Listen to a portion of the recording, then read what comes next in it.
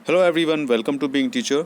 आई hope आप सभी बहुत अच्छे होंगे और अपनी तैयारियां बहुत ज़ोरों शोरों से कर रहे होंगे, क्योंकि 28 नवंबर को अब बहुत ज़्यादा डेट नहीं बची है। तो आज की जो क्लास है वो मैराथन क्लास है ईवीएस की। ईवीएस की क्लास में हम सोच रहे हैं टोटल 3000 प्रश्नों को करेंगे। ठीक है, 3 से 5000 जो प्रश्न हैं, सारी ज़्यादा क्लासेस नहीं रहेंगी, इसके 2 से 3 क्लासेस रहेंगी, इसमें कि आपके 3000 जो क्वेश्चंस हैं वो सारे कंप्लीट करा दिए जाएंगे। तो आज की जो क्लास है वो पहली क्लास है, और ये वीडियो आपका मतलब आगे आने वाले जितने भी एग्ज़ाम्स रहेंगे, चाहे वो वनडे एग्ज़ाम्स हो, यूपी टेट का, एमपी टेट का, सी टेट का, किसी भी एग्ज़ाम से रिलेटेड हो, तो आपके एग्ज़ाम्स में ये काफ़ी हेल्पफुल होने वाले हैं क्वेश्चंस। ठीक है, क्वेश्चंस देख लीजिए। मतलब इस तरीके से हमने पूरे नोट्स बनाए हैं, और नोट्स से जो इंपॉर्टेंट क्वेश्चंस हैं वही हमने लिख करके मैं आपके साथ में आज उसको शेयर करूँगा। तो क्वेश्चंस का टारगेट जो है हमारा कि 3000 क्वेश्चंस जो है, मतलब 3 से 5000 क्वेश्चन से आपके कराए जाएं, ताकि एक भी क्वेश्चन जो है छूटने ना पाए। और ईवीएस में 30 क्वेश्चन आते हैं, सभी सब्जेक्ट्स में 30 क्वेश्चन आते हैं। तो ईवीएस का जो टॉपिक है बहुत ही इजी रहता है, बस इसमें थोड़ा सा अंडरस्टैंडिंग की, थोड़ा सा अगर आप समझ रहे हैं कि क्वेश्चन कैसे आ जाते हैं, कैसे आ सकते हैं, बस वही चीज़ थोड़ा सा देखना रहता है। बाकी क्वेश्चंस बहुत ज़्यादा टफ नहीं आते हैं, बहुत ही इजी क्वेश्चंस आते हैं। लेकिन जब आपको क्वेश्चंस कोई नहीं आता है तो वो क्वेश्चन इजी ना करके वो आपके लिए टफ हो जाता है। तो इसीलिए हम एक एक क्वेश्चन को देखेंगे और एक एक क्वेश्चंस को समझेंगे। ठीक है, चलिए, हमारा जो पहला क्वेश्चन है वो ये है कि सन 1853 में भारत की पहली यात्री ट्रेन चली थी। ठीक है, पहली यात्री ट्रेन कौन सी चली थी? वो मुंबई से ठाणे चली थी। ठीक है, मुंबई से ठाणे चली थी, और 16 अप्रैल 1853 में 34 किलोमीटर जो है वो ट्रेन चली थी। ठीक है, 34 किलोमीटर जो है 16 अप्रैल और 1853 में ट्रेन चली थी। फिर हमारा दूसरा क्वेश्चन है, एशिया का सबसे बड़ा पशु मेला कहाँ पर लगता है? तो सोनपुर में लगता है, बिहार में। और यह जो है कार्तिक पूर्णिमा, मतलब नवंबर दिसंबर में लगता है। मतलब जी नवंबर चल रहा है, दिसंबर चल रहा है, तो छठ पूजा थी, छठ पूजा के बाद में ही जो है ये सोनपुर में, बिहार में ये बहुत बड़ा मेला, पशु मेला जो है वो लगता है। ठीक है, यहाँ पे पशुओं और की मतलब जो है खरीद बिक्री की जाती है। फिर नेक्स्ट क्वेश्चन है हमारा कि राष्ट्रीय एकता परिषद की स्थापना हुई है। तो राष्ट्रीय एकता परिषद की स्थापना कब हुई है? 1961 में राष्ट्रीय एकता परिषद की स्थापना हुई थी।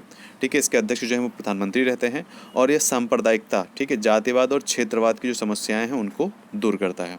हमारा 4 नंबर क्वेश्चन है कि समस्या के अधिकार का उल्लेख संविधान के किस अनुच्छेद में किया गया है? ठीक है, एक तरीके से ये आपका रिवीजन हो रहा है। ठीक है, आपने पढ़ा होगा, तो एक तरीके से ये आपका रिवीजन हो रहा है। समता के अधिकार का उल्लेख, मतलब समता मतलब समानता के जो अधिकार है उसका उल्लेख संविधान के किस अनुच्छेद में है? तो अनुच्छेद 14 से 18 में जो है आपका समता का अधिकार बताया गया है। अनुच्छेद 19 से 22 में जो आपका स्वतंत्रता का अधिकार बताया गया है, और अनुच्छेद 23 से 24 में शोषण के विरुद्ध अधिकार है। अनुच्छेद 25 से 28 में धार्मिक स्वतंत्रता का अधिकार है। अनुच्छेद 29 से 30 में आपका सांस्कृतिक एवं शिक्षा का अधिकार है।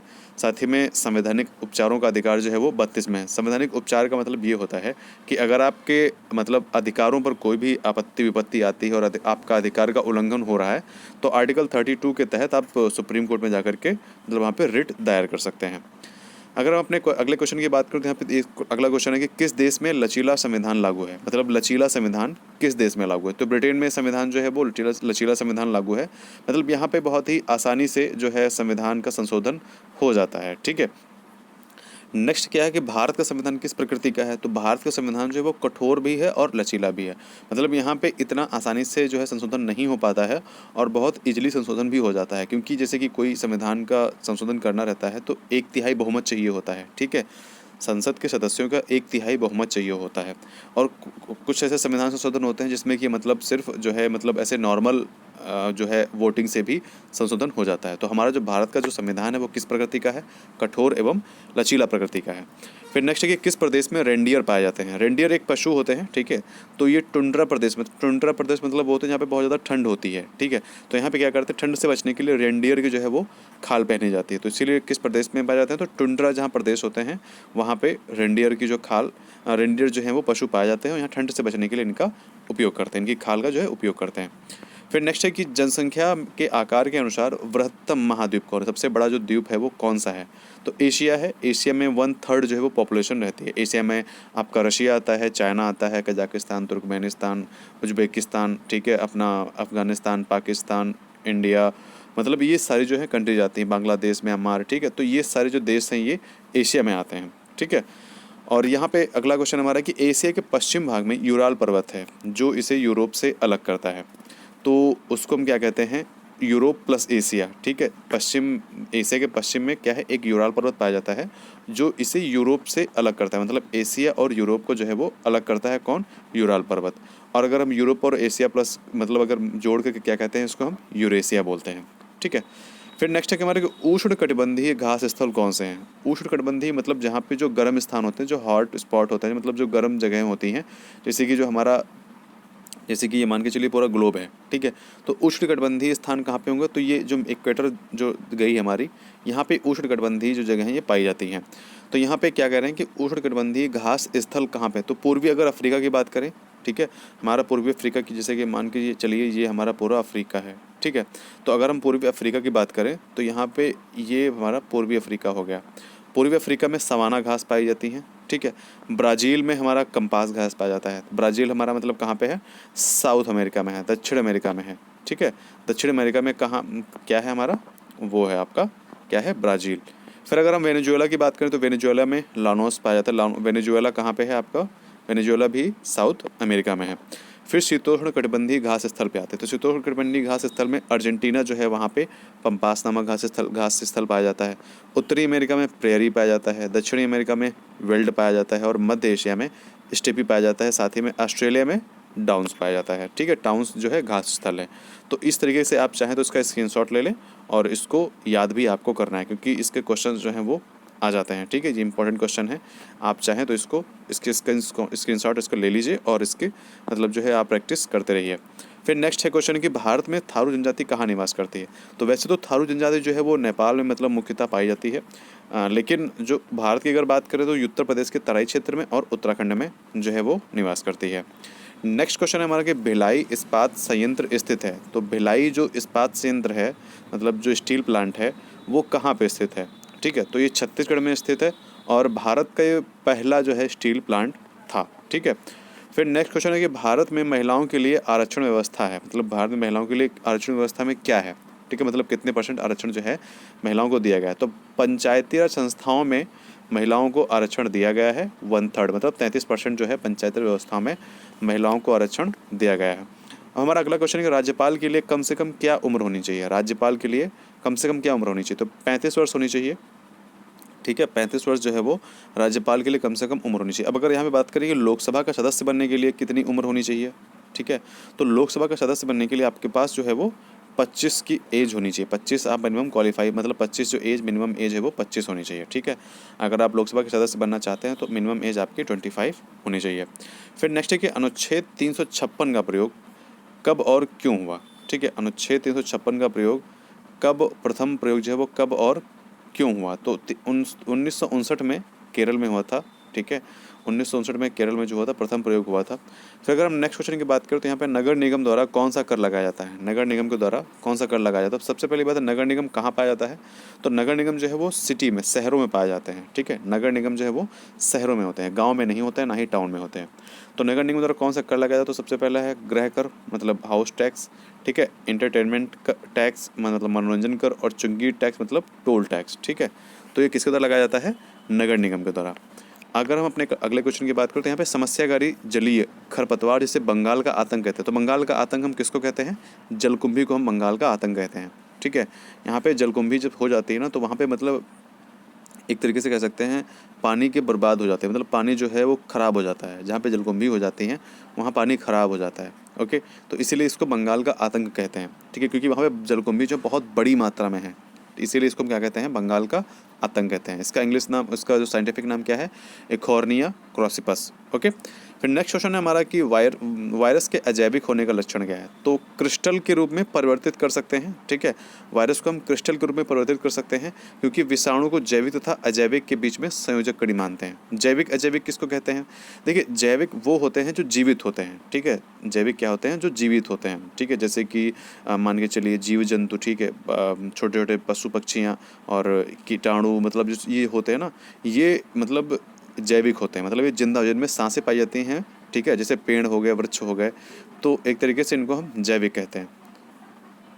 अगर हम अजैविक की बात करें तो अजैविक मतलब वो चीज़ जैसे कि मिट्टी हो गई, हवा हो गया, तो ये अजैविक होता है। इनमें मतलब किसी भी तरह का कोई जीवन नहीं पाया जाता है। ओके। फिर नेक्स्ट क्वेश्चन हमारा कि उत्तर प्रदेश का राज्य पक्षी है।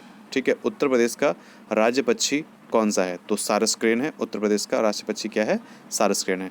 अगर हम राजकीय पशु की बात करें, राजकीय पशु मतलब हमारा जो राजकीय पशु है वो बारहसिंगा है उत्तर प्रदेश का। राजकीय पक्षी वो सारस है। राजकीय वृक्ष वो अशोक है। राजकीय पुष्प वो क्या है, पलाश है।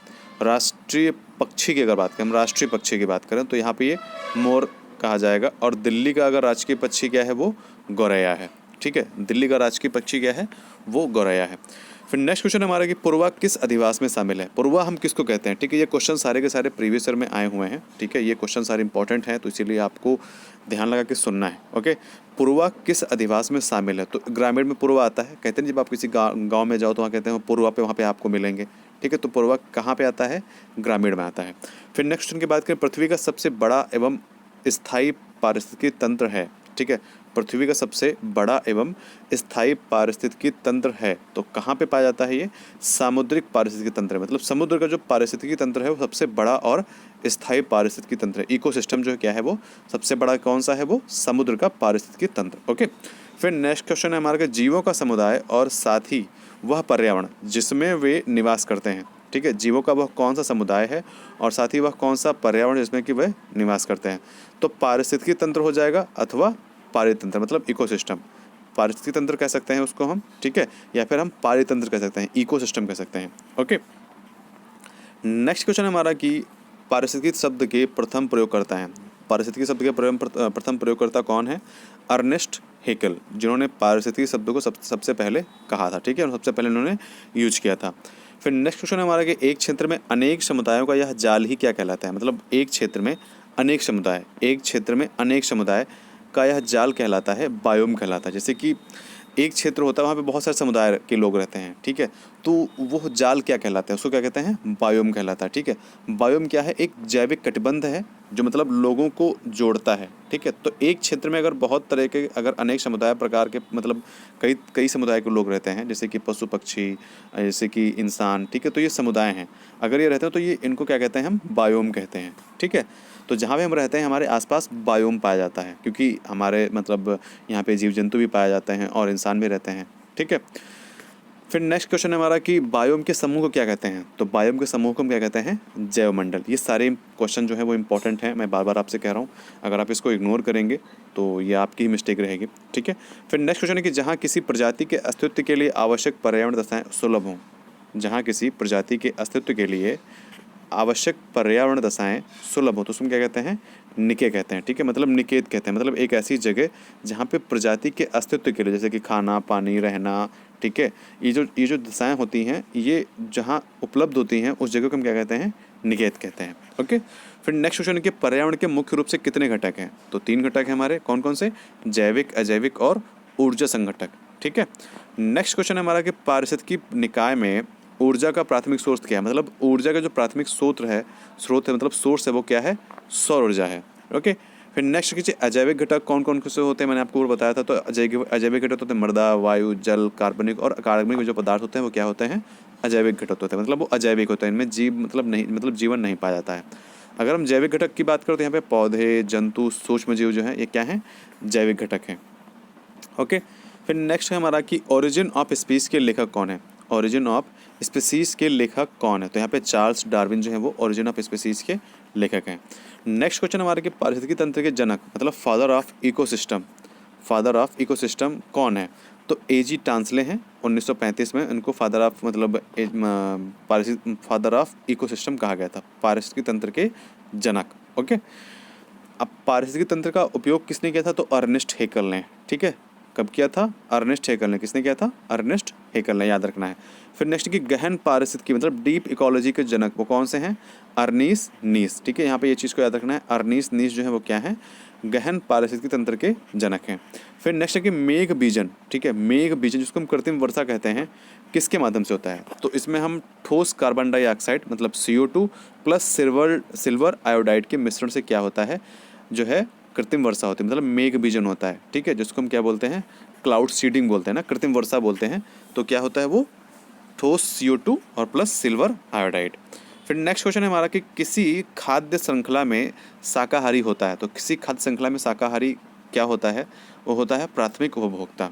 किसी खाद्य श्रृंखला में जो शाकाहारी लोग होते हैं, जैसे कि हम लोग शाकाहारी हैं, तो ये क्या होते हैं, तो प्राथमिक उपभोक्ता होते हैं। मतलब वो कंज्यूम करते हैं, मतलब वो उपभोग करते हैं, खाते हैं उनको। ठीक है, तो शाकाहारी उपभोक्ता में क्या, शाकाहारी श्रृंखला में क्या होता है, प्राथमिक उपभोक्ता होते हैं कौन, शाकाहारी लोग। ठीक है, खाद्य श्रृंखला होती है, इसमें शाकाहारी, मांसाहारी और सर्वाहारी, खाद्य श्रृंखला में 3 प्रकार के लोग पाए जाते हैं। ठीक है, तो इसमें उपभोक्ता होते हैं और उत्पादक भी होते हैं। तो इसीलिए यहाँ पे कहा गया कि खाद्य श्रृंखला एक होती है, उसमें जो शाकाहारी होते हैं वो क्या होते हैं, तो उनको क्या कहते हैं, प्राथमिक उपभोक्ता कहते हैं। ठीक है, फिर नेक्स्ट है कि पारिस्थितिकी तंत्र में ऊर्जा का मुख्य स्रोत क्या है। पारिस्थितिकी तंत्र में ऊर्जा का मुख्य स्रोत क्या है, सूर्य प्रकाश से, मैंने आपको जिस पहले ऊपर बताया था। फिर नेक्स्ट है कि जब एक जीव लाभ लेता है, जब एक जीव लाभ लेता है मतलब एक जीव जो फायदा लेता है बगैर दूसरे जीव को प्रभावित किए, तो उसे क्या कहते हैं। जैसे कि आप किसी से कोई लाभ लेते हैं लेकिन उसको प्रभावित भी नहीं करते हैं, तो इसको हम क्या कहते हैं, सहभोजी या फिर सहभागिता। ओके, फिर नेक्स्ट क्वेश्चन हमारा कि जो शाकाहारी जंतु भोजन के लिए हरे पेड़ पौधों पर निर्भर रहते हैं उन्हें क्या कहते हैं, उनका कहते हैं प्रथम चरण उपभोक्ता। जो शाकाहारी, मैंने अभी ऊपर बताया है, ठीक है, कि जो खाद्य श्रृंखला में शाकाहारी जो लोग होते हैं उनको हम क्या कहते हैं, तो शाकाहारी लोगों को हम खाद्य श्रृंखला में क्या कहते हैं, प्रथम उपभोक्ता, मतलब प्रथम चरण उपभोक्ता या प्रथम उपभोक्ता। तो यहाँ पे दिया गया है कि हम लोग किस पे डिपेंड होते हैं, मतलब जो शाकाहारी लोग होते हैं किस पे डिपेंड होते हैं, पेड़ पौधों पे, तो उनको हम क्या कहते हैं, प्रथम चरण उपभोक्ता या फिर प्रथम उपभोक्ता। ठीक है, तो शाकाहारी लोग क्या होते हैं, प्राथमिक उपभोक्ता होते हैं। ओके, फिर नेक्स्ट है कि जैविक समुदाय में प्राथमिक उपभोक्ता है। जैविक समुदाय में प्राथमिक उपभोक्ता किसे कहते हैं, शाकाहारी। अब देखिए एक क्वेश्चन को उन्होंने यहाँ पे 3 तरीके से पूछा, मैंने ऊपर भी डिस्कस किया। ठीक है, उसके बाद दूसरा यहाँ पे और ये तीसरा, एक क्वेश्चन को उन्होंने 3 तरीके से पूछा है। अब अगर हम अगले क्वेश्चन की बात करें तो यहाँ पे लिखा खाद्य श्रृंखला किस प्रकार की होती है। देखिए खाद्य श्रृंखला इस प्रकार की होती है, जो उत्पादक होते हैं, ठीक है, वो शाकाहारी, ठीक है, जो उत्पादक लोग जो हैं वो शाकाहारी जो है प्राथमिक उपभोक्ता होते हैं अगर उत्पादक की बात करें। ठीक, उसके बाद मांसाहारी क्या होते हैं, वो द्वितीयक उपभोक्ता होते हैं। ठीक है, उसके बाद अपघटक, मतलब जो बचा खुचा होता है, जो अवशेष, जो लोग जिनको मतलब जो जैसे कि आपने देखा होगा कि जैसे कि आप मान के जो बॉडी होती है जो डिकम्पोज होने लगती है, ठीक है, तो वो अपघटक होते हैं, मतलब जो वायरस बैक्टीरिया जो होते हैं ना, वो जैसे बॉडी धीरे धीरे जो डिकम्पोज होने लगती है, तो जिस तरीके से वो डिकम्पोज होती है, जिस वे में डिकम्पोज होती है, जैसे डिकम्पोज होती है बॉडी, मतलब ख़त्म होने लगती है, तो वो जो अपघटक होते हैं ना उनके माध्यम से होती है, तो हम क्या कहते हैं, अपघटक कहते हैं उनको। ठीक है, फिर निम्न में से सर्वाधिक उत्पादक पारिस्थितिकी तंत्र है, तो सर्वाधिक उत्पादक पारिस्थितिकी तंत्र कौन सा है, वो क्या है, उष्णकटिबंधीय वर्षावन। उष्णकटिबंधीय वर्षावन क्यों है, शीतोष्णकटिबंधीय क्यों नहीं है, मतलब उष्णकटिबंधीय का मतलब क्या होता है, ट्रॉपिकल। ठीक है, ट्रॉपिकल जो वर्षावन होते हैं वो क्यों है सबसे सर्वाधिक उत्पादक, वो क्यों है, क्यों, देखिए सबसे मेन चीज़ ये है, वहाँ पे बहुत ज़्यादा गर्मी होती है, तो वाष्प, तो मतलब जो जल का है वो क्या होता है, वाष्पन होता है। ओके, तो उसके बाद में वहाँ पे क्या होता है, बहुत ज़्यादा वर्षा भी होती है, तो वर्षा से क्या होता है, वहाँ पे बहुत ज़्यादा वन पाए जाते हैं। ठीक है, वहाँ पे जो उपयुक्त दशाएं पाई जाती हैं, वर्षा वन, मतलब जो वहाँ जहाँ पे पाए जाते हैं वहाँ पे सबसे ज़्यादा मात्रा में क्या होता है, पारिस्थितिक तंत्र पाया जाता है। तो इसीलिए उष्णकटिबंधीय वर्षावन वो होते हैं जहाँ पे सबसे ज़्यादा बारिश होती है, सबसे ज़्यादा गर्मी होती है। तो सिंपल सी बात है, जहाँ पे सबसे ज़्यादा गर्मी होगी वहाँ पे वाष्पन होगा, और वाष्पन, जब पानी का वाष्पन होगा तो सिंपल सी बात है वहीं पे क्या होगा, बारिश बहुत ज़्यादा होगी। अगर बारिश वहाँ पे होगी तो वर्षा जो वर्षा होती है उसके माध्यम से वहाँ पे बहुत ज़्यादा पेड़ पौधे भी होते हैं। ठीक है, जैसे कि आप अमेजन जो जंगल पाया जाता है, अमेजन फॉरेस्ट, उसकी बात कर लीजिए, कितना मतलब बहुत ही बड़ी मात्रा में वहाँ पे जो है वो पेड़ पौधे का जो मतलब जो एरिया है बहुत बड़ी मात्रा में है। ठीक है, फिर नेक्स्ट कि किसी पारिस्थितिक तंत्र में तत्वों का चक्रण कहलाता है, किसी पारिस्थितिकी तंत्र में तत्वों का चक्रण क्या कहलाता है, तो उसको हम क्या कहते हैं, जैव भू रासायनिक चक्र। उसमें कौन कौन से जो है मतलब तत्व पाए जाते हैं, तो कार्बन, ऑक्सीजन, नाइट्रोजन और हाइड्रोजन।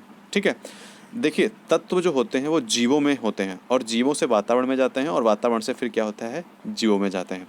ठीक है, तो यहाँ पे एक तरीके से एक सर्कल है ये। ओके, फिर नेक्स्ट है हमारे कि खाद्य श्रृंखला के परस्पर समूह को क्या कहा जाता है, खाद्य श्रृंखला के परस्पर समूह को क्या कहते हैं, तो खाद्य श्रृंखला के परस्पर समूह को हम क्या कहते हैं, खाद्य जाल कहते हैं।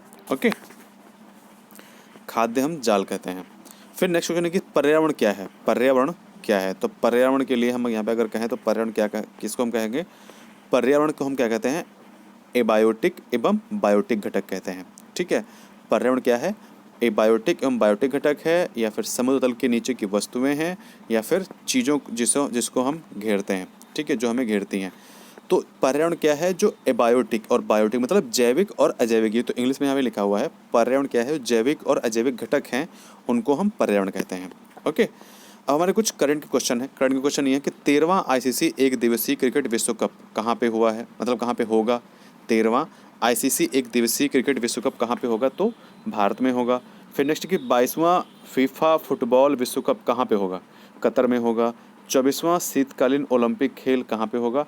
बीजिंग चीन में होगा। और 19वां जो एशियाई खेल है वो कहाँ पे होगा? हांगझोउ चीन में होगा। ठीक है, तो 19वीं जो एशियाई खेल है वो चीन में होगा, शीतकालीन ओलंपिक खेल है वो बीजिंग चीन में होगा, और फीफा जो जो 22वां फीफा फुटबॉल विश्व कप है, ठीक है, वो 2022 में कतर में होगा। तो आज की जो क्लास है वो इतनी ही है। आपको क्लास कैसी लगी नीचे कमेंट करके बताइए।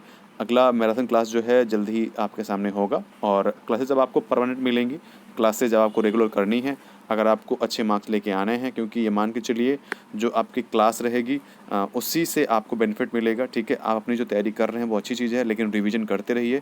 रिवीजन अगर आप करते रहेंगे तो ये मान के चलिए कि आपका सिलेक्शन होना तय है। ठीक है, क्लासेस आप मिस मत करिएगा, क्योंकि क्लासेस अब आपको परमानेंट मिलेंगी, मैराथन क्लासेस मिलेंगी। और बीइंग टीचर क्लासेस करके नीचे आपको चैनल की लिंक मिल जाएगा, आप उसको सब्सक्राइब कर लीजिए, जिससे कि आप उस चैनल से जुड़ जाएंगे, तो वहाँ पर आपको प्रॉपर तरीके से वीडियोज़ भी मिलते जाएंगे। ठीक है, तो ध्यान रखिए, मिलते हैं नेक्स्ट वीडियो में। Bye bye.